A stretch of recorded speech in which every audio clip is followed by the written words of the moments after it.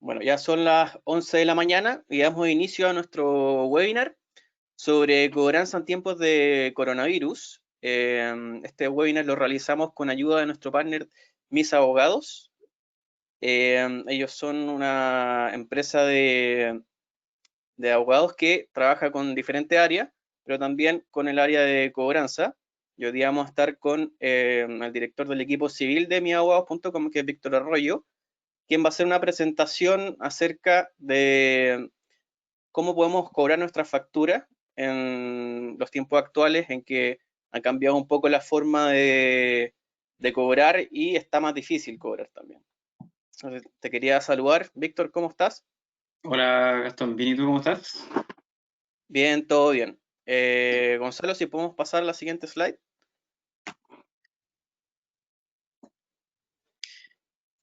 Acá tenemos cómo hacer preguntas.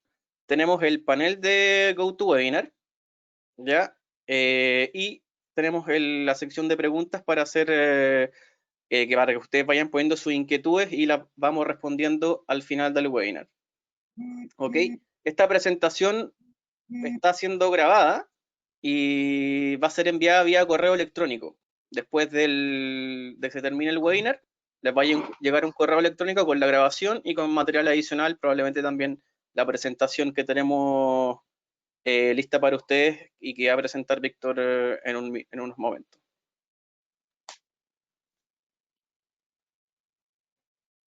Adelante, Víctor. Te dejo para que puedas presentar y mostrar el Perfecto. contenido. Ya, la presentación de misabogados.com va a ser principalmente en el área de cobranzas. Cobranza y los documentos más recurrentes, que son los cheques, los pagarés, que se ven en estos tiempos. ¿Ya? Entonces, bueno, como decía Gastón, yo soy Víctor Arroyo, del equipo jurídico de misabogados.com, y voy a comentarle un poco de esta materia de cobranza en general, de acuerdo al documento que queremos cobrar, así como las cobranzas en estos tiempos, qué ha cambiado y cómo estarían funcionando los tribunales en estas fechas, en qué forma, en qué medida. Entonces, pasemos al siguiente slide.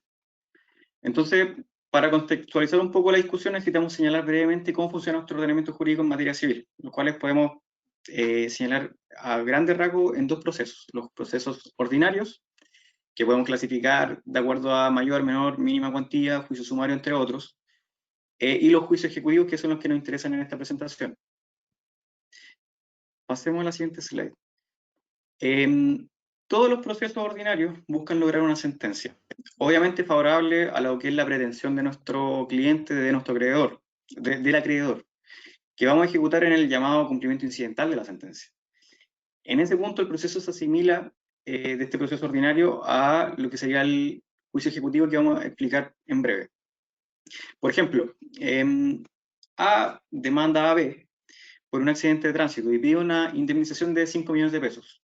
Lo que buscamos recurriendo a tribunales es que el juez se pronuncie y diga: páguese a la suma de 5 millones de pesos, ya que la deuda no existe, sino que es en virtud de esta sentencia que va a existir esta deuda. Asumiendo que se logra una sentencia favorable, pasamos a cobrar, por lo cual podemos solicitar el cumplimiento del tribunal y cobramos sobre lo que es todo el patrimonio del demandado. Entonces llegamos al juicio que nos interesa. Esto es el juicio ejecutivo, que, señalado de forma muy breve, es aquel juicio en que paso directamente a cobranza o cumplimiento de la obligación contenida en este título ejecutivo, que vamos a pasar a explicar, para cobrar de inmediato la deuda que nos deben. ¿Ya? Entonces, en esa materia tenemos que hacer un versus, una comparación en la siguiente slide de lo que es el juicio ordinario en contra de lo que es el juicio ejecutivo. ¿Ya? Podemos pasar a... perfecto. Entonces, si podemos elegir entre cobrar una deuda por un juicio ejecutivo y, por otro lado, intentarlo en un juicio ordinario, la decisión obvia es cobrar en un juicio ejecutivo de inmediato. ¿Por qué? Hay muchas razones, pero explicaremos algunas de las principales, para hacer más breve la presentación. La ventaja dice en relación con un proceso mucho más breve en comparación, donde, por ejemplo, el periodo de discusión es mucho más breve, es la mitad del tiempo que el del juicio ordinario. Las defensas que puede alegar el demandado son mucho más acotadas, ya que son taxativas de acuerdo a nuestro Código de Procedimiento Civil. Cuando yo presento una demanda, la primera resolución del tribunal es lo que se llama el mandamiento de ejecución y embargo. Este mandamiento dice que yo puedo ejecutar de inmediato la deuda respecto de todo el patrimonio del deudor, ¿ya? Entonces, si el demandado se opone y son desechadas sus defensas, yo puedo seguir contra todo el patrimonio, ¿ya? En cambio, los juicios ordinarios lo que hace es que tú logras una sentencia que luego vas a ejecutar. Es decir, en tiempo yo diría que es más o menos el triple o cuádruple el lograr un proceso, una sentencia favorable en juicio ordinario que podemos ejecutar en un juicio ejecutivo al final, ya asimilando lo que son el cumplimiento incidental con el juicio ejecutivo, ¿ya? Otro beneficio que te da el juicio ejecutivo en comparación al juicio ordinario es que existe una institución que se llama el abandono del procedimiento. El abandono del procedimiento, y acá muchos abogados se caen, tiene dos plazos. El abandono del procedimiento es una institución en que el demandado puede solicitar al tribunal que, en atención a la no gestión de gestiones de la causa, después de 6 meses puedo pedir que el tribunal declare el abandono, perdiendo todo el plazo que haya avanzado en este proceso, ¿ya? Perdiendo todo, lo que implica posteriormente que si me mandan nuevamente yo leo la prescripción, ¿ya? Eso es en el juicio ordinario. En el juicio ejecutivo este plazo sube a 6 meses, lo que hace mucho más fácil tener al demandado en una situación de cobranza que complica mucho a las empresas particularmente, y a los deudores, ya que tienen que dar su patrimonio al acreedor, ¿ya? Entonces, ese plazo te beneficia muchísimo también. Entonces, al momento de tener que ejecutar algo entre juicio ordinario y juicio ejecutivo, lógicamente, la decisión es hacerlo en juicio ejecutivo. Pasemos a la siguiente slide. Entonces, como señalamos, todos los procesos ordinarios buscan lograr esta sentencia que vamos a ejecutar en el llamado cumplimiento incidental. La gracia de este tipo de juicio es que paso directamente a la cobranza o cumplimiento de esta obligación contenida en este título ejecutivo. Pero, ¿qué es este título ejecutivo? El título ejecutivo es aquel documento que incorpora cualquier obligación de dar, hacer o no hacer, que la ley reconoce la suficiencia necesaria para que su cumplimiento se pueda exigir respecto de cualquier autoridad, sea judicial o sea administrativa. Entonces, cuando yo presento una demanda ejecutiva, el tribunal debe revisar 3 requisitos: que sea una deuda líquida, no prescrita y que sea exigible actualmente, ¿ya? En referencia a que sea líquida, solamente en palabras muy simples, es traspasarlo a peso al día de hoy. Por ejemplo, la UEF y la UDM la pueden pasar al día de hoy. Con que no esté prescrita se hace referencia a que no hayan transcurrido los plazos que se hacen que pierda el mérito ejecutivo de la creencia. El mérito ejecutivo es poder ejecutar directamente en este juicio especial sin necesidad de cualquier otra gestión. Por ejemplo, para ir un poco más al callo, en el caso del pagares, por ejemplo, que es uno de los documentos recurrentes, los plazos del mérito ejecutivo es de 1 año desde que se hace exigible la deuda para que yo notifique al deudor. Así como, por ejemplo, los cheques de 1 año del protesto, entre otros. Que yo tengo que presentar la demanda y el tribunal debe dar la orden de que se notifique al demandado. Pero, por ejemplo, ¿qué pasa si yo presento esta demanda dentro de plazo, pero al momento en que logro notificar, mediante receptor judicial, que es un ministro de fe que se dedica a estas gestiones, el mérito ejecutivo ya está vencido? En ese momento el demandado, el ejecutado en esta instancia, puede alegar que está prescrito el título, el mérito ejecutivo. Entonces, el juez puede declarar, de acuerdo a la solicitud que haga el demandado, que efectivamente está prescrito. Entonces, es muy importante señalar que si pierdes el mérito ejecutivo no implica necesariamente que pierdas el derecho a cobrar la deuda, sino que pierdes el derecho de cobrarlo en este procedimiento muy beneficioso para el acreedor, que es el juicio ejecutivo. Y por último, que sea actualmente exigible es que pueda solicitar en su cumplimiento inmediato sin mediar plazo o condiciones, como por ejemplo cuotas cuando existe una cláusula de aceleración o alguna condición de algún hecho, por ejemplo. Entonces, ¿qué títulos ejecutivos existen? Sin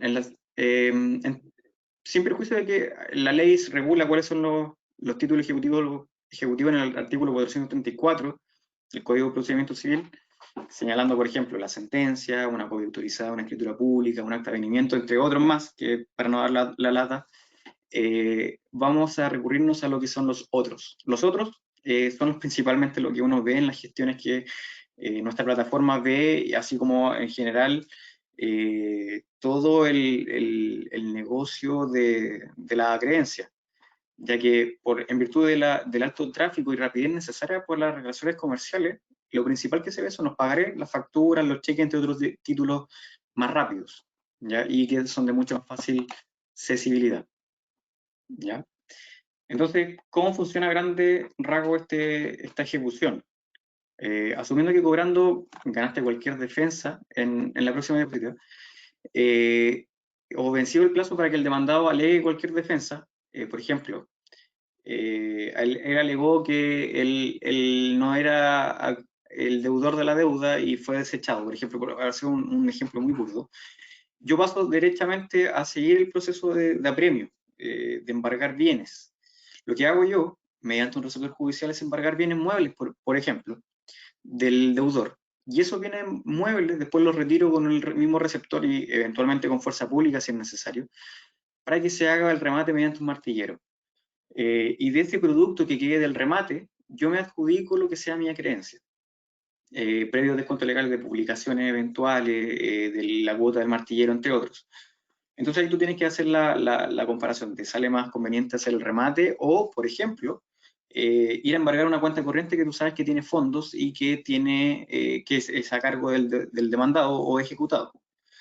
Ya, en ese caso, lógicamente, yo voy a embargar directamente a la cuenta bancaria del receptor, del demandado ejecutado, y el receptor lo hace en el banco y después el banco me remite los fondos al tribunal y yo después pido el giro de ese fondo y cobro directamente. Esa es la gestión más fácil y más rápida para pillar algún fondo para cobrar. Eventualmente también puedo embargar en muebles para pedir el remate del mismo. ¿Ya? Eso es muy beneficioso porque yo en general necesito, como abogado, tener algún objeto de embargo para poder hacer efectiva la ejecución y cobrar. ¿Ya? Entonces, al respecto me refería, en definitiva, que la relevancia mayúscula que existe en estos procesos es la efectividad que estos juicios va en contraposición al patrimonio que haya del demandado, ¿ya? Porque yo cuando demando a alguien solamente puedo ejecutar este patrimonio de este alguien, ¿ya? Entonces, no es lo mismo, por ejemplo, ejecutar a la clínica Las Condes, por decir algo, que ejecutar una empresa que está al borde de la insolvencia. Entonces, cuando tengo un deudor que no tiene mayor capacidad o espalda financiera, tengo que evaluar no solamente que me diga, por ejemplo, yo te voy a pagar tal cantidad de plata en tal cantidad de plazo, sino que tengo que ver muchas gestiones previas, por ejemplo, cuántas demandas tiene la persona. Habitualmente cuando tú dejas de pagarle a un acreedor, tú dejas de pagarle a muchos acreedores.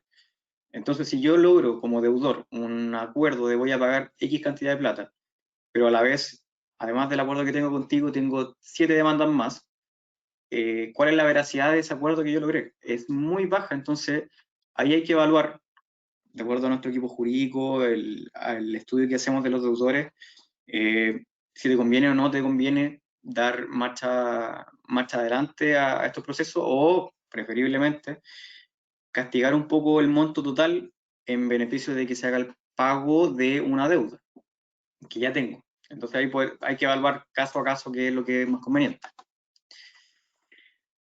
Entonces, pasamos a diapositiva. Existe la posibilidad de que, si se gestiona en tiempo, de acuerdo a lo que es el Código Tributario y las circulares del Servicio de Impuesto Interno, que, por ejemplo, si el deudor tuyo cae en derechamente insolvencia o no puedes cobrar porque no tiene patrimonio, tú puedas castigar la deuda, lo que implica un beneficio tributario importante, ¿ya? Porque tú vas a imponerle las rebajas con estas causas que se han intentado cobrar, pero que llegaron a un resultado no satisfactorio. Entonces, tú pagas IVA, por ejemplo, facturo, pago el IVA. Luego intento cobrar la factura judicialmente de, no sé, a un monto superior a 50 UF, pero el deudor eventualmente se tiró a quiebra o, por ejemplo, no tiene ninguna cosa para pagar. Y yo ya embargué tanto las cuentas corrientes como el patrimonio de la empresa y no hubo caso, la persona no tiene ningún fondo o la empresa no tiene ningún fondo. En esos casos yo puedo emitir como abogado un certificado de incobrabilidad y eso, cruzado con los libros de contabilidad de la empresa y con lo que yo haya informado al Servicio de Impuesto Interno, puede implicar que se castigue la deuda bajando la base imponible, lo que, bueno, es como el premio consuelo que siempre es bueno. Bueno, quizás no puede cobrar la totalidad, pero al menos bajamos el impuesto que tenemos que pagar, lo que siempre es muy útil. ¿Ya? Entonces, pasamos a la siguiente diapositiva. Cuando hablamos de sentencias judiciales, por ejemplo, o de pagarés, o de escrituras públicas, hablamos de títulos perfectos que yo puedo ejecutar de inmediato. Pero por otro lado, están aquellos títulos imperfectos, que son aquellos procesos o títulos que el juez no puede ordenar que se despache de inmediato la orden de embargo contra el demandado, sino que necesita una gestión o actividad previa al demandante. Ya, estas gestiones previas son lo que se llama las gestiones preparatorias. Ya, entonces vamos a ver en la siguiente diapositiva cuáles son las gestiones previas de acuerdo a cada documento, y nos vamos a detener principalmente en los documentos que son los recurrentes en estas materias. ¿Ya? Por ejemplo, la cobranza de facturas. ¿Ya? La cobranza de facturas previo a esta ley que le da mérito ejecutivo a la factura, la ley 19.983, implica que previo a esta ley, uno para intentar cobrar lo que te debían derechamente era mediante un proceso de un juicio ordinario largo, de 4 o 5 veces más lo que es un juicio ejecutivo, o una citación a confesar deuda, que es un título dentro de todo medianamente endeble. ¿Ya? Entonces, esta ley dice que cambia esta situación y yo puedo cobrar ejecutivamente lo que es una factura. Entonces, implica una factura, un título imperfecto que tenemos que pedir al tribunal que notifique al deudor. ¿Ya?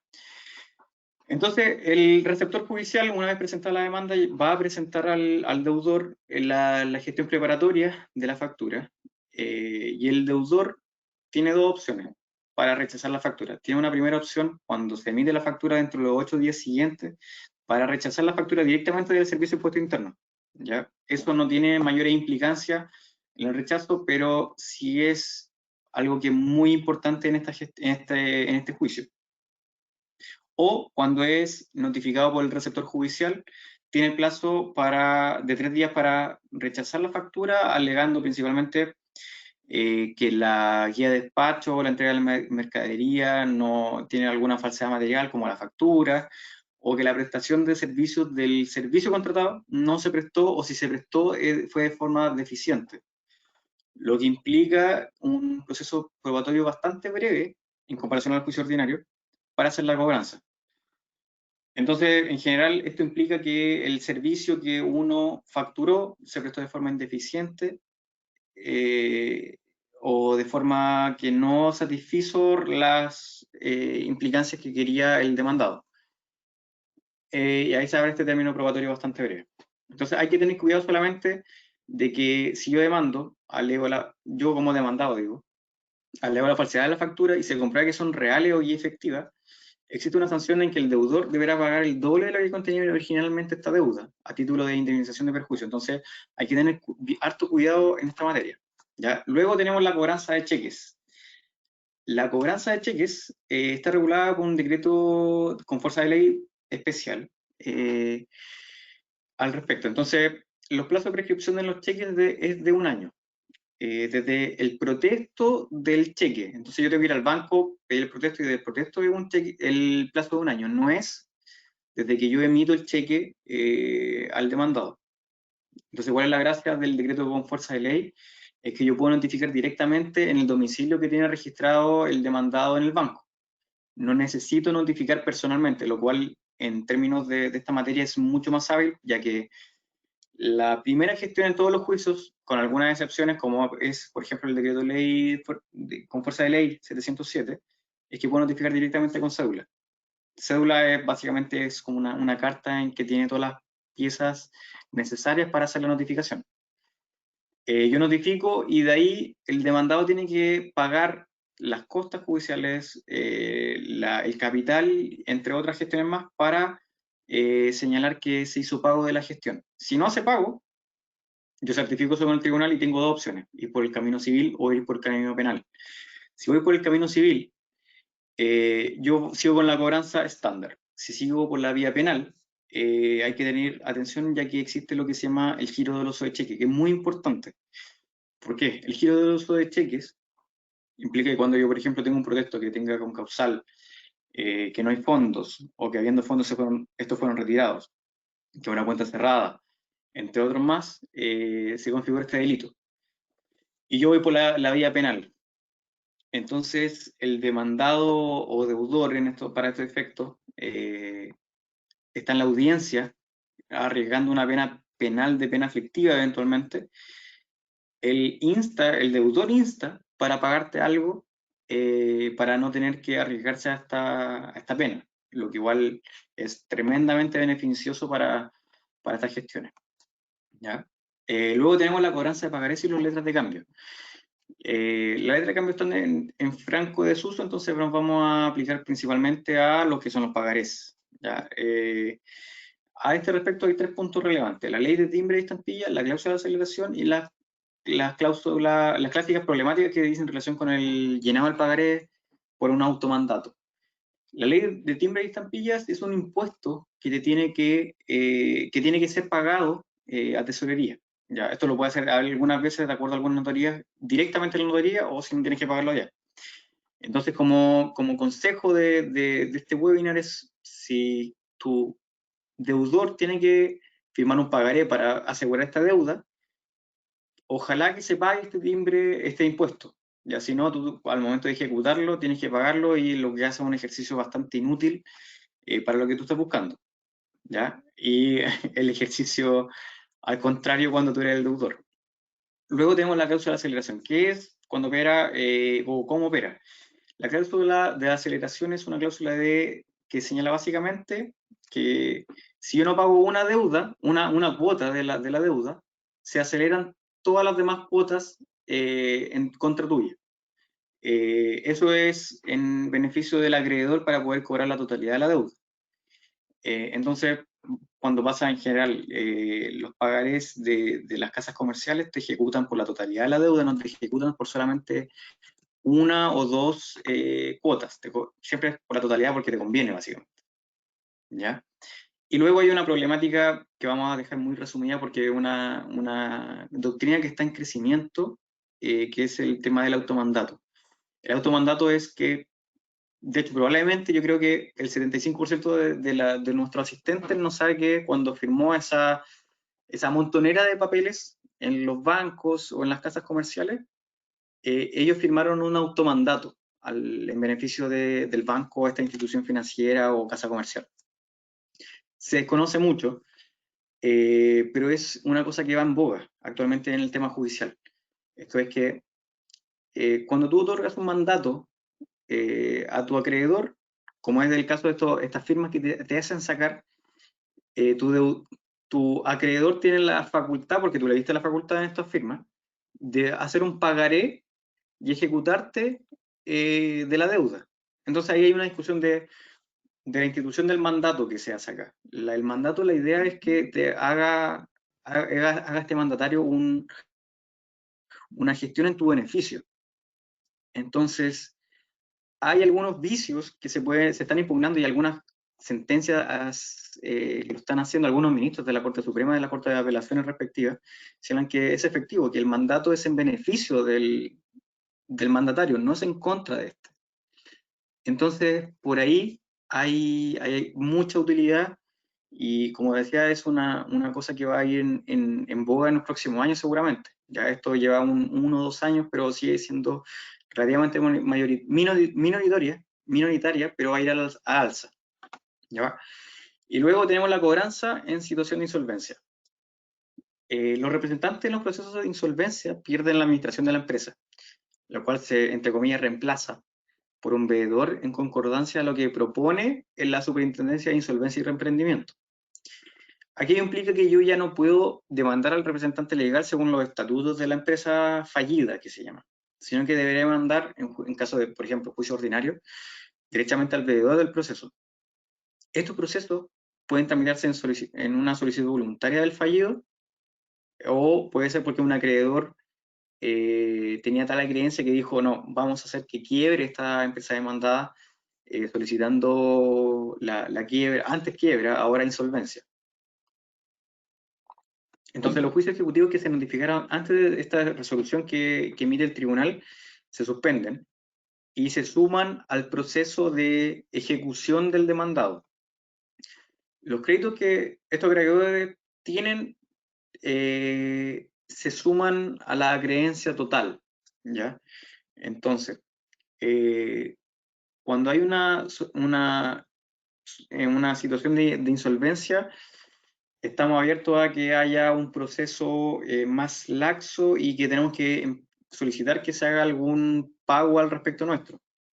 Entonces, un beneficio especial que ocurre en estos casos es que se abre un periodo de 30 días de que se hace una publicación en el boletín concursal para que los acreedores verifiquen sus créditos y que puedan eventualmente tener la nota respectiva respecto del IVA que hayan pagado por esta materia. Y en la eventualidad de que haya algún rédito en favor de los acreedores, esto se paga. ¿Ya? Pero el beneficio tiene que ser sí o sí dentro del 30 días de que se haga la solicitud de insolvencia. ¿Ya? O sea, de la resolución que admite y la publicación respectiva en la boletín concursal, cosa de que tú tengas este beneficio tributario que principalmente va relacionado al IVA. ¿Ya? Y siempre se agradece esta materia porque tiene mucha más facilidad para tener que pagar menos de lo que debieses haber hecho si te hubiesen pagado esa deuda, cosa de que se pueda solventar mejor. Luego tenemos la cobranza sin título o respaldo, lo que implica la situación de confesar deuda. Acá hay que señalar de forma previa de que tú puedes demandarlo siempre, pero no siempre van a ser las mejores gestiones porque el demandado tiene la facultad, una vez requerido a esta audiencia, que tiene que ir el demandado al tribunal, para reconocer esta deuda o señalar como, pues de una manera que efectivamente debe tal cantidad de dinero al acreedor que está demandando. El tribunal y la jurisprudencia ha señalado que este es un título nuevo, es decir, yo puedo derechamente pedir que el tribunal cite para yo, en virtud de esa citación, haga la ejecución completa de la deuda. Lo cual es muy conveniente, ya que muchas veces te pasas del plazo de prescripción, no sabías que todas las implicancias que habían en darle tiempo a tus deudores, y cuando ya dices, como no, esta persona no me va a pagar, tú tienes que derechamente demandar, pero al momento de la demanda el título ya está prescrito, ya pasaron el plazo que el tribunal te pide para que se demande, el tribunal y la ley. Entonces tienes que decir al demandado que lo cita hasta confesar deuda. En esa oportunidad el tribunal hace esta citación y dentro del 5.º día de que se han notificado, el demandado tiene que concurrir al tribunal. Y en esa concurrencia el tribunal puede decir que confiese la deuda o no. Entonces el deudor puede decir que efectivamente dice de ver la deuda o solicitado este pago, no da ninguna respuesta concreta, como no, sí, no sé, cualquier cosa. Entonces, en esos casos, el tribunal dice derechamente que se pague la deuda. Caso distinto es cuando dice no el demandado. En esos casos pasa directamente a solicitarse mediante de juicio ordinario.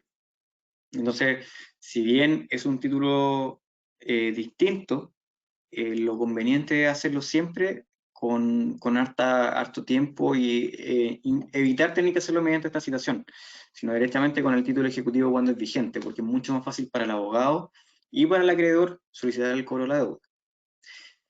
Entonces, tenemos otros títulos ejecutivos también, que son el cobro de gastos comunes, las deudas de tesorería y las patentes, o sea, los permisos de circulación y las patentes municipales.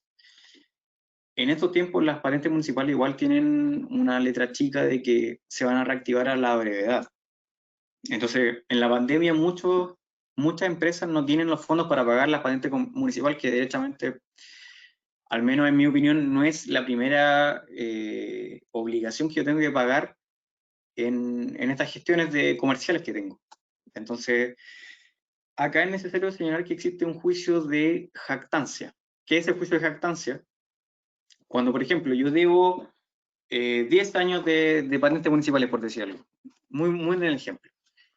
En ese entonces, probablemente, las municipalidades me van a contactar de forma extrajudicial señalando, estimado, usted me debe 10 años de patente municipal, me debe pagar ahora. o si no tendré que presentar las acciones judiciales pertinentes. Lo que yo hago como deudor es como, ok, mediante este juicio de jactancia, es demandar a la municipalidad para que ella me demande. Y si no me demanda, ese derecho que ellos tenían para cobrar la eventual patente, lo pierde, ¿ya? Y en la eventualidad de que demande, en el caso de las municipalidades y otras instituciones, el plazo de prescripción es de 3 años. Entonces, en este ejemplo de 8 años, solamente tendría que pagar 3 años. Entonces, es siempre conveniente, y más aún ahora, porque es una cosa que está por venir, de que se hagan estas gestiones de jactancia, lo cual se recomienda muchísimo, pues ya que al final, y que es lo que nos importa a nosotros como acreedores o eventuales deudores, es pagar lo mínimo posible para tener un mayor rédito en nuestro giro. ¿Ya? Entonces, vamos a pasar a la siguiente diapositiva y señalar cómo un deudor se podría defender eventualmente de tu demanda. Entonces, pasemos a la siguiente diapositiva. Para no dar la lata de explicar uno a uno, en general, las defensas del demandado dicen en relación con que alguna formalidad del proceso. No principalmente en relación a las deudas. Entonces, por ejemplo, ahí se señaló la falta de capacidad del demandante, que el título es falso o algún otro título. Lo cual vamos a pasar de adelante, ya que en general son sumamente acotadas y son principalmente para ganar plazo. Y tú ganas plazo para poder pagar en una cuota que te acomode en este entorpecimiento que hace alegando estas defensas. ¿Ya? Y pasamos al último tema, que es la cobranza en medio de la pandemia, de la emergencia sanitaria. Al respecto, se promulgó una ley, que es la 21.226, el 2 de abril de este año, que nos da algunas luces, judicialmente hablando, para ver cómo se va a solucionar esta situación. Al respecto, la Corte Suprema señaló se le dan las facultades a la Corte para que ordene suspensiones que estime pertinente en los tiempos que estime necesario. A su vez, el artículo 3º señala que no se podrá decretar ninguna diligencia o actuación judicial que, de realizarse, por ejemplo, pueda causar una indefensión o en alguna de las partes intervinientes, a consecuencia de estas restricciones que impone la autoridad, como por ejemplo el toque de queda, que no tiene el libre tránsito, entre otros. ¿Ya? Al respecto, en la siguiente diapositiva estamos en el artículo 4º, que señala que cuando hayan estado impedidos de cumplir alguno de los plazos establecidos por el tribunal, tú tienes un plazo para alegarlo ante el mismo tribunal, y ahí se te va a otorgar un nuevo plazo. ¿Ya? Luego el artículo 6º, y para el objeto de esta charla, uno de los artículos más relevantes, es que se señala que los términos probatorios que a la entrada de la vigencia de esta ley hubiesen empezado a correr, o que inicien durante la vigencia del estado de excepción constitucional de catástrofe, como estamos actualmente hasta mediados de septiembre, se suspenden hasta el plazo de 10 días posterior a que se levante el estado. Entonces es muy importante para nosotros acreedores y nosotros abogados que se levante este estado de emergencia. Y por último, hay un artículo relevante, en mi opinión, para esta charla, que es el artículo 8º, que señala que se entiende interrumpida la prescripción de las acciones por la sola presentación de la demanda que se admitía a la tramitación. ¿Ya? Esta ley, en las próximas diapositivas, se señala que esta es uno de los primeros intentos para que se aclare este panorama. Todavía a la fecha de hoy día no hay una claridad absoluta de qué es lo que pasa, porque hay muchos tribunales de primera instancia en materia civil que no tienen tampoco la claridad absoluta de qué es lo que está ocurriendo. Sin ir más lejos, por ejemplo, yo tengo una audiencia en 2 días más, la próxima semana, de conciliación en la comuna de San Miguel, pero en otras comunas no me la están dando porque no hay concurrencia de tribunales. ¿Ya? Eso en juicio ordinario. En juicio ejecutivo está ahora, en esta fecha, en julio del 2020, regularizándose la situación. En definitiva, lo que podemos decir es que se están tomando las medidas necesarias para mantener la salubridad en estos tiempos tan complicados, y que es necesario actuar pronto. ¿Por qué? Porque yo presento la demanda ahora, y puedo notificarla en mucho tiempo. si yo no la presento, después no voy a poder presentar en este juicio ejecutivo que es tan conveniente para nosotros como acreedores. Y esto también va asociado al tema de la prescripción que va siempre asociada y que es lo que nosotros como abogados y acreedores tenemos que intentar evitar. Así que eso sería nuestra presentación en respecto de qué es lo que pasa actualmente un poco con los títulos ejecutivos que intentamos cobrar. Así que, Gastón, te doy la palabra para continuar esta presentación. Muchas gracias, Víctor, por tu presentación, súper completa. Solo recordar a los asistentes que pueden hacer preguntas respecto a la presentación o a lo que deseen acerca de este tema de cobranza y serán respondidas al final del webinar. Y si no alcanzamos, vamos a enviar las respuestas por correo electrónico. También pueden ahí hacer sus preguntas o consultas al mail que aparece ahí de empresas@miabogados.com. Ahora quiero invitar a que se una a la conversación a Eduardo Ferrer. Él es gerente comercial de GoPlaceit.com, que es una plataforma web de para de plataforma web inmobiliaria. Hola Eduardo, ¿cómo estás? Hola Gastón, hola Víctor, hola a todos los que nos están viendo. Muchísimas gracias por la invitación. Como decía Gastón, yo soy el gerente comercial de GoPlaceit. GoPlaceit es una plataforma de un marketplace donde corredores inmobiliarias publican sus propiedades y en el fondo entran usuarios a buscar esas propiedades y ahí se genera el nexo, el contacto. Eso a grandes rasgos hace GoPlaceit. Así que agradecido la invitación a este webinar para poder participar. Buenísimo. Gonzalo, ¿se puede volver a la presentación? A la siguiente slide. Perfecto. Mira, aquí Eduardo nos acompaña también para dar como la posición de empresa, porque todas las empresas están complicadas con el tema de la pandemia, sobre todo en cobranza. Entonces, Eduardo, quería preguntarte cuál fue el principal problema que se le presentó a usted de cobranza en pandemia y qué medidas tomaron ustedes al respecto. Gastón, comentarte que en el fondo nadie es ajeno a lo que está pasando hoy día por la pandemia, no solo la empresa a la cual yo represento, sino en general al problema que está teniendo toda la ciudadanía. Aquí el problema de liquidez, no tener la capacidad de pago y priorizar las platas que tienen para pagar cuentas básicas, alimentación. Entonces, efectivamente, GoPlaceit o la suscripción que les cobramos a nuestros clientes no pasa a ser algo esencial. Y si bien Víctor explicó todo lo que es la parte técnica de la cobranza y en el fondo cuando uno más se va a la pelea, nosotros como GoPlaceit determinamos que hoy día es el momento de tendernos una mano. Y en ese tendernos una mano flexibilizamos en las medidas de pago. Por un lado, flexibilizamos los precios, hicimos un plan de retención para nuestros clientes, cosa de que en el fondo tuvieran capacidad de pago a un menor valor del mismo producto, con el mismo contrato que tienen, pero con un descuento especial por un tiempo determinado. Entonces determinamos como empresa que en el fondo lo importante era en estos tiempos tendernos una mano, que todos siguiéramos ayudándonos y en el fondo ese fue el plan que determinamos, o sea, un plan de retención, dividir las cuotas para que tengan mayor capacidad de pago a grandes rasgos. Buenísimo. Haciendo el link también con Víctor. Víctor, ¿cuál fue los cambios que hubo desde que comenzó la pandemia en términos de cobranza? Me imagino que los tribunales o los juicios no están funcionando de la misma manera, la audiencia. ¿Qué procesos se han visto con impedimentos para seguir de manera normal?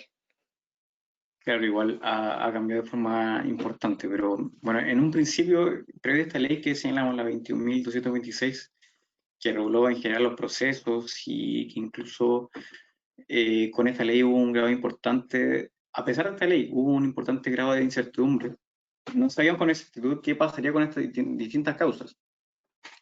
Luego teníamos el tema de los receptores judiciales, que son estos ministros de fe, que tienen que ir a hacer las notificaciones que hablábamos, que no teníamos certeza si hacían las notificaciones, si no lo hacían, entonces, porque ellos como personas también se están exponiendo, están entrando a zonas de cuarentena, que no saben qué situación están, entonces muchas notificaciones que tenías que hacer se vieron dilatadas de forma importante, porque se entiende que los tribunales hayan reducido su capacidad de tramitación, y los receptores también. Entonces tú entramos en un periodo de incertidumbre que ahora último se está regularizando, ya que se está dejando entrever que se están levantando las medidas de emergencia más importantes. Entonces, yo creo que al breve plazo se va a regularizar esta situación, al menos judicialmente hablando, pero efectivamente el funcionamiento de tribunales se vio muy mermado de que, por ejemplo, yo presentaba un escrito y me resolvían en promedio en 2 o 3 días después. En principio en abril, mayo, yo presentaba el escrito y ese mismo escrito me lo resolvían en 1 semana y media, 2 semanas. Claro, por eso también como la urgencia que tú decías de si tengo que hacer algo de manera judicial, hacerlo de inmediato. Exactamente, porque si no después estamos viendo, porque acá hacemos el puente con lo que pasó en el terremoto y maremoto que pasó hace algunos años, de que pasó una ley similar, pero las implicancias son relativamente también similares. Entonces hay que hacer ese puente de ver qué es lo que va a resolver más o menos los tribunales cuando se levante este estado de emergencia. Perfecto. Gonzalo, si puedes pasar la siguiente slide.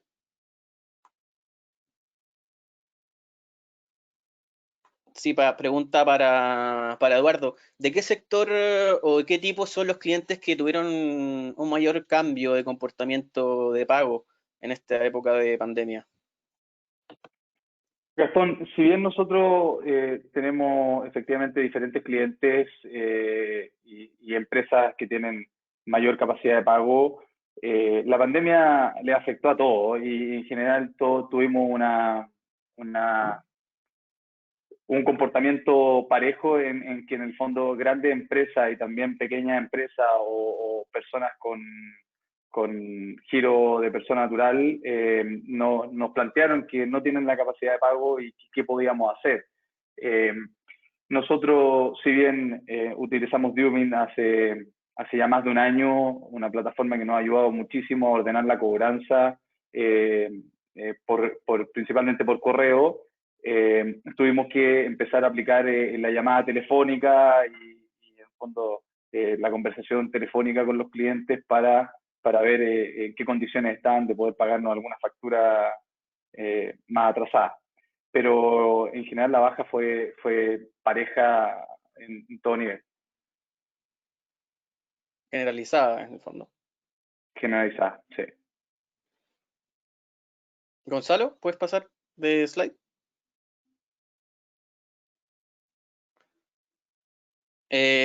Víctor, ¿cuál ha sido la mayor inquietud de los clientes en el periodo de pandemia respecto a la cobranza y si ha crecido la demanda de cobranza? Que parece obvio, pero como para saber más o menos una proporción o si se ha mantenido, ha crecido un poco o mucho. Perfecto, claro. Primero, señalar que nuestra oficina atiende principalmente gestiones y consultas de forma digital. Entonces siempre hemos tenido como una gran cantidad de consultas al respecto. Entonces, quiero hacer un poquito el link de lo que pasó con el tema de 18 de octubre, con el tema de pandemia. ¿Ya? Entonces, la cantidad de consultas se ha mantenido estable del tema de cobranza, pero ha cambiado un poco, ha aumentado más o menos alrededor de un 15% las consultas en la materia el 18 de octubre. Ahora en la pandemia las consultas han seguido estables en esta alza, pero también ha salido una consulta nueva que es de cómo, como decía Eduardo, de llegar a esta suerte de acuerdo con el tema de la factura, de dar un poco más de plazo, un poco más, hay muchas alternativas.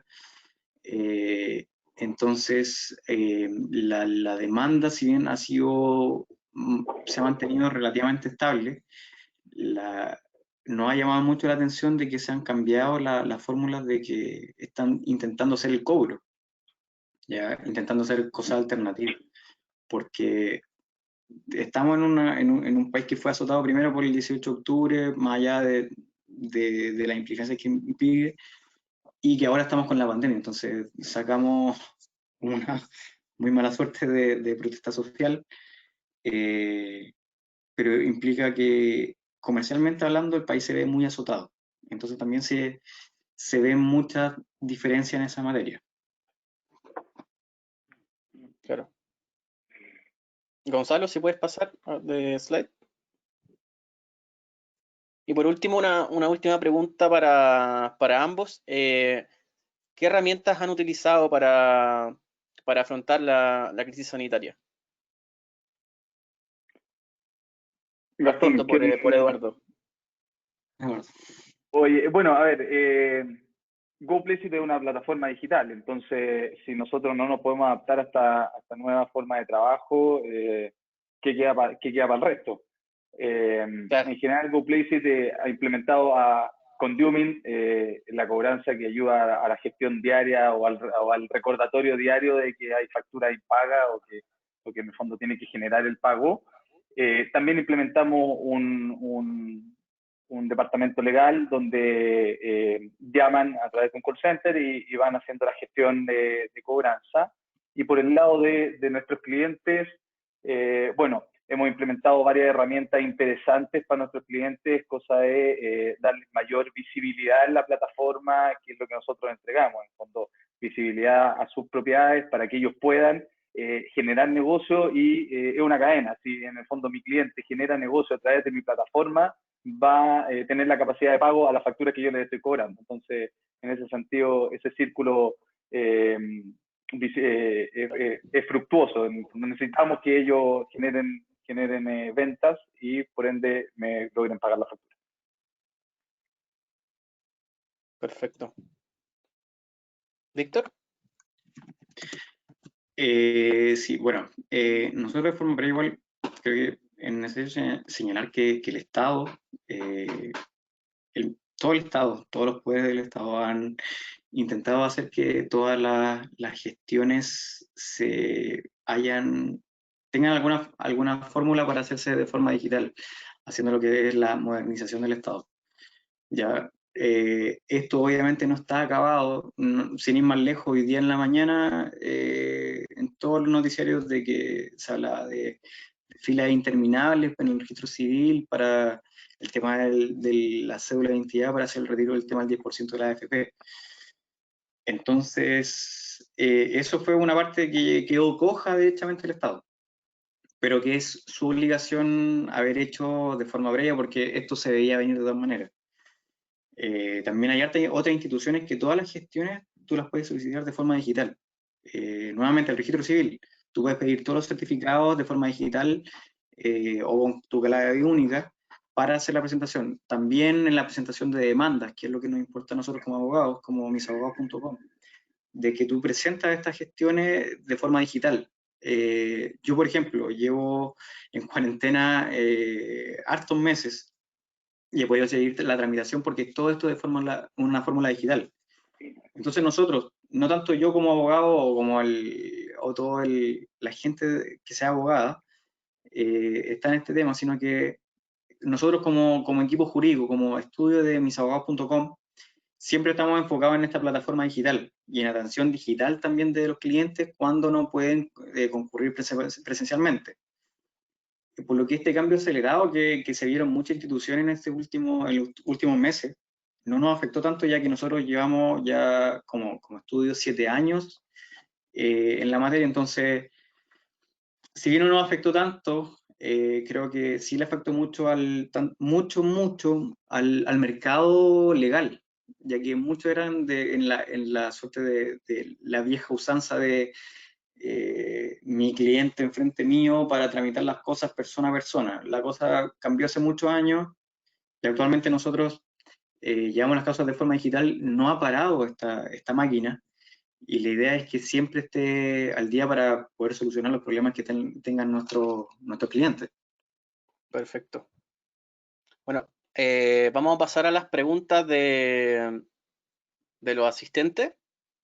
Tenemos la pregunta de Ricardo, que pregunta para Eduardo. Eduardo, ¿tienen algún consejo acerca de planes de pago para aplicar con clientes? Sobre todo en esta situación que está súper delicada. ¿Cómo lo han hecho ustedes con la planificación de planes de pago? Hola Ricardo, buenos días todavía. Ricardo, te cuento, hicimos dos caminos para nuestros clientes. Primero fue un plan de retención. Este plan de retención se incorporó en marzo y era por 3 meses. 3 meses se vencían en junio y por supuesto que lo alargamos dada la contingencia y que todavía no pasa el tema del coronavirus y nuestros clientes, que en general son corredores inmobiliarios que tienen que salir a mostrar propiedades, seguían encerrados. Entonces, tuvimos que alargar ese plan de retención que fue hasta un 50% del valor del plan. Y por otro lado, los clientes se les dio facilidades de pago y esto también fue prorrogar los pagos en 4 meses a partir de julio en adelante. O sea, el cliente dejó de pagar en abril, mayo, junio, y desde julio en adelante se le empezaban a cobrar esas cuotas. Buenísimo. Una pregunta para Víctor. Hola, dada la situación de pandemia y todo lo que ha ocasionado en términos de desempleo y pérdida de poder adquisitivo, ¿es recomendable realizar procesos de registro ante DICOM por compromisos no pagados? Claro, el tema de ICOM no ha cambiado. Más allá de que es evidente de que mucha gente va a quedar en insolvencia, de que no va a poder pagar directamente, el tema de los registros de ICOM no cambia nada. Eso sigue siendo porque las obligaciones, por ejemplo, yo te tengo que pagar X cantidad de dinero con fecha 2 de agosto, eso no va a cambiar, porque el pago sigue siendo mi obligación. De dónde yo saco los fondos es un problema mío, en definitiva. Entonces, si yo no pago y esto involucra posteriormente una obligación, o sea, un registro en algún boletín comercial como DICOM, no va a cambiar, va a ser publicado de todas maneras. Entonces, hay algunos casos que yo puedo alegar algunas causas, por ejemplo, arriendo de propiedades comerciales, algunas cosas que yo puedo alegar, pero en principio esto no va a cambiar, va a seguir el tema de la Funciona de la misma publicación. manera. Exactamente. Perfecto. Otra pregunta de Jennifer. Las firmas de pagarés y contratos de forma digital a través de una plataforma para este medio, ¿son reconocidas ante una posible demanda o juicio? ¿Cómo? Disculpa.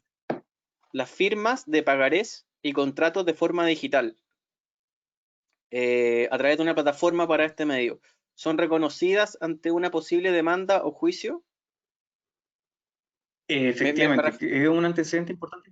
Claro, porque yo, por ejemplo, al momento de que presento una citación a confesar deuda o de reconocer firma, que es lo que está atendiendo más al callo, es que yo le pido al tribunal que reconozca esta firma. Entonces, si tú firmaste este documento y lo enviaste por correo, y a pesar de que no esté el documento material, igual es un antecedente muy importante al momento de que yo tenga que intentar cobrarte esa deuda. Entonces, sí, efectivamente es un hecho importante. Cada tribunal tiene su propia jurisdicción, pero en principio sí es muy importante. Perfecto. Acá hay otra pregunta de Daniela. Si mi cliente está en insolvencia, ¿cómo puedo recuperar mis pagos de factura? Y después complementa con otra pregunta. ¿Cómo funciona en la práctica? ¿Entro al boletín concursal y contacto al liquidador? En teoría, el acreedor o el veedor debiese enviarte un correo señalando la situación de la insolvencia. Lo que nosotros hacemos, porque obviamente no todos los deudores saben cuáles son la cantidad de acreedores cuando caen en insolvencia, es que revisamos el Poder Judicial o el boletín concursal para ver si hay alguna publicación. Y de acuerdo a esa publicación, nosotros no hacemos parte. Tienes que hacerlo porque si se te pasa el plazo de 30 días de esta publicación, después hipotéticamente no recuperarías ninguna situación en relación sobre el tema tributario. Entonces, tienes que hacerlo dentro de plazo, revisar el boletín concursal, porque si no, tienen muchos perjuicios. Porque ya, eventualmente, el liquidador va a decir, esta empresa tenía 100 millones de pesos. Hay mucha creencia, las creencias son por 1.000 millones de pesos. Entonces, en esta creencia van a pagarse primero algunas personas que tienen prioridad, por ejemplo, los trabajadores, los acreedores hipotecarios o prendarios, que se les paga con prioridad a los demás. Nosotros seguramente, como me comentás que seguramente hay una factura, me imagino, o algún otro documento crediticio, vamos a quedar derechamente en la cola, en lo que sean los créditos balistas. Es decir, se pagan los primeros, los que tengan preferencia, y después al final nos van a pagar nosotros, y eso es de acuerdo a prorrata de lo que quede en nuestros acreedores balistas, lo que salga de producto. Entonces, al menos cuando haya insolvencia, es hacerse parte de la quiebra lo antes posible para que podamos recuperar al menos el IVA. Víctor, ¿no hay ningún tipo de notificación por parte de la Superintendencia de Insolvencia y Reemprendimiento o de algún tipo que nos avise que nosotros, que no nos van a pagar o que pues puedes ingresar al proceso de remate de bienes, etcétera? ¿O nosotros tenemos que estar permanentemente revisando el boletín concursal para ver si nuestros acreedores más complicados, o sea, nuestros clientes más complicados están metidos en el boletín? Efectivamente, existe un correo que se envía, tanto de parte del acreedor como o sea, no del acreedor, de este fallido, que tiene que enviarle a todos, y además un correo que se envía de la superintendencia. Pero ¿qué es lo que pasa? Tú te entiendes notificado con la publicación en el boletín concursal por una ficción legal. Esta ficción legal te perjudica si tú no te llega un correo, porque directamente nadie revisa el boletín concursal para ver todas las quiebras que hay a lo largo de todo Chile. Entonces, lo que tú haces es gestionar tribunal por tribunal o en la página de la superintendencia, de la super de insolvencia y reemprendimiento, si es que hay alguna quiebra asociada. Entonces, lo que nosotros hacemos, por ejemplo, como mis abogados, es revisar la página con una semana, en atención a que el plazo para que nos importa es de 30 días. Revisamos y vemos que, por ejemplo, ya salió esta, no hacemos parte porque te citan la causa. Ya son 30 tribunales en Santiago, son muchísimos más a lo largo de todo Chile. Entonces la idea es que siempre estemos bien atentos a este proceso, para que en el peor de los casos al menos no se nos, entre comillas, castigue con el pago del IVA. Claro. Una pregunta para Eduardo. ¿Cómo se plantea una cobranza gentil sin proceso judicial para no perder a un cliente que está complicado en tiempos de pandemia? Sí, a ver, nosotros lo que aplicamos es no cortarle el servicio. Yo creo que ahí está el mayor atributo, que en el fondo él pueda seguir funcionando, darle las facilidades de pago o darle descuento al mismo servicio, entregarle más herramientas, ahora que en el fondo la pandemia aceleró un montón de procesos de digitalización, como decía Víctor.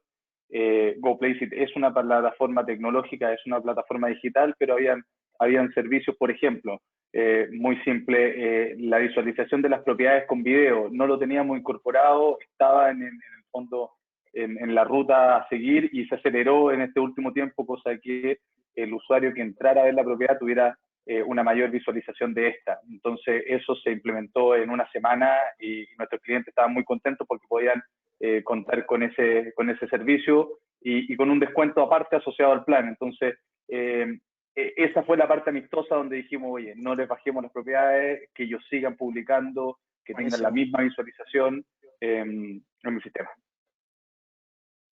Buenísimo. Una pregunta para Víctor. ¿Qué estrategias sugieren para la provisión de incobrables el 2020? ¿Es mejor ser conservador, agresivo o mantener una política normal en base a la situación país? La verdad es que hay que ver caso a caso. Pero si me tengo que acelerar a una respuesta, yo lo que haría es siempre ser un poco intermedio.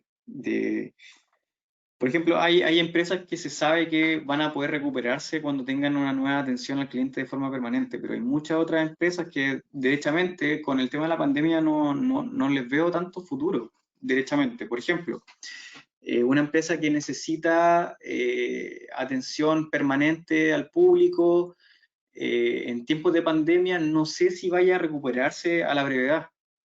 Y si no sé si se va a recuperar, lo que yo diría es, mejor aseguro algo ahora, que sé que va a tener algún pago, incluso castigando un poco la deuda de mi acreencia, rebajándola, pero tener la certeza de que me van a pagar eso, porque esa empresa, si yo creo, de acuerdo a la experiencia que hay en esta materia, de que ya podemos decir un poco de experiencia comparada, de que el tema restaurante, por ejemplo, en Europa se vio extremadamente castigada, en Chile, considerando que hay menos capital para los mismos negocios, se va a ver aún más castigada y que no han tenido apoyo estatal, por decir algo. Sabemos que no va a ir mucho mejor. Entonces yo diría que en esos casos, por ejemplo, habría que decir, págamelo, que sea prudente ahora, dejamos la deuda nulo, pero me pagas ahora. Porque sé que en 2 meses ese negocio en particular no va a tener los fondos para pagarme la totalidad de la deuda que nosotros podríamos acordar. Entonces siempre ir bien prudente, yo diría ver caso a caso, ver el estado financiero, ver las publicaciones que hay en DICOM, porque no pasa poco. De hecho, yo creo que la gran mayoría es que cuando un acreedor, o sea, un deudor, deja de pagarle a un acreedor, no deja de pagarle a ese acreedor porque le tiene mala o por cualquier cosa, sino que le deja de pagar porque no tiene fondos. Entonces ahí empiezas con un efecto de avalancha de que hay muchos acreedores que no van a ver pagada su acreencia, y prefiero yo, al menos en mi caso, de que se me pague X a que se me pague un eventual Y. Así que eso es lo que yo podría decir. Así que siempre un poquito intermedio de lo que podría ser. Perfecto. Aquí tenemos otra pregunta. Nuestra empresa presta el servicio de recaudación. Según un contrato, ante una deuda podemos retener estas recaudaciones y utilizar los fondos para realizar el pago de las facturas que tengan morosas con nosotros. Dada esta situación de pandemia, ¿existe alguna ley que nos prohíba ejecutar esta cláusula de contrato? En ese caso yo ejecutaría de inmediato, porque no tiene ninguna garantía, ninguna cosa. Entonces, si tiene un contrato, porque ¿qué es lo que pasa? La ley, o sea, el contrato es ley para las partes. Entonces, si tienes un contrato que no vaya en contraposición a lo que es las leyes del Estado, eso es ley para ti. Entonces, si tú tienes una creencia que sea por un contrato, o tienes un contrato en general, tú puedes solicitar el cumplimiento del mismo. Eso no implica ninguna situación acá con el estado de emergencia, porque el estado de emergencia implica básicamente de que tú no caigas en indefensión. Pero actualmente, al menos desde mi punto de vista, cuando a mí me demandan, caigo en indefensión, porque yo no puedo salir de la casa, en mi opinión al menos, no caigo en ninguna indefensión, ya que el servicio sigue vigente, sigue de la misma forma, la Corporación de Asistencia Judicial, por ejemplo, sigue actuando en la medida de lo posible, pero principalmente toda la defensa puede estar en internet con un abogado que tú puedes contactar en la búsqueda de 3 palabras. Entonces, indefensión, que sería la cosa que podrían alegar ellos, no obligaría, al menos en mi opinión. Perfecto. Otra pregunta de Carolina, que por lo que veo está relacionada con el tema del boletín concursal. Si en un procedimiento de renegociación me indican como acreedor y no alcanzo a verificar dentro del plazo que es más agotado que en el de liquidación, pero insisto, me indicaron como acreedor, ¿puedo ingresar también como parte del acuerdo de reorganización? Efectivamente, tú puedes ingresar de todas maneras, pero no tendrías, en teoría, siempre pasa algo, en mi opinión. Pero en principio no. Tú te puedes hacer parte, pero no puedes pedir el tema del IVA, que es el beneficio tributario que estamos buscando, al menos como este que decíamos, premio de consuelo. pero efectivamente tú te puedes hacer parte en todos estos procesos, tanto de renegociación como de liquidación, y hacerte parte del mismo. ¿Ya? El efecto de que si lo haces en periodo ordinario y extraordinario cambia un poco, pero de que lo puedes hacer, y al final lo que importa es que tú puedas recuperar al menos la mayor parte de tu creencia. Lo que no se te puede asegurar nunca en estos procesos, porque básicamente no hay un patrimonio sobre el cual ejecutar, que es algo que hablamos un poco. Entonces tú tienes que hacerte parte lo antes posible. Si se te pasó el periodo ordinario, también te puede hacer en el periodo extraordinario, pero va a tener menos beneficios que hubieses logrado que en el periodo ordinario. Perfecto, buenísimo. Bueno, entonces, resumiendo, igual en este webinar, igual quedaron varias cosas claras, que al final, en términos de cobranza, hay que ser empático con los clientes, como decía Eduardo, tener la conciencia de que estamos todos complicados con el tema de la pandemia, que hay que ser igual flexible, pero también está la parte que es más cercana a lo que comentaba Víctor y que desarrolló en su presentación, que no podemos esperar mucho tiempo cuando la gobernanza se pone ya como más compleja, cuando ha pasado demasiado tiempo, empezamos a perder la contactabilidad, ahí ya no hay que tomar mucho tiempo y empezar a hacer las gestiones que correspondan a nivel judicial, porque si no, después de cierto tiempo perdemos la capacidad de hacer el juicio ordinario, como decías tú. O sea, el juicio ejecutivo y pasamos a un juicio ordinario y se demora mucho más. Entonces, no hay que dejar pasar ese tiempo. Bueno, eso sería todo por el webinar de hoy. Quería darle las gracias a Víctor y a Eduardo por la participación, súper buenos los aportes y quizás los vamos a estar contactando para alguna futura actividad. Y también gracias a todos los asistentes. La grabación del webinar será enviada por correo electrónico y también la presentación del webinar para que la puedan revisar con calma. Eso, muchas gracias a todos. Gracias Víctor, gracias Eduardo. Chao. Nos vemos. Muchísimas gracias Chao, por la gracias. invitación. Chao, chao. Chao, chao.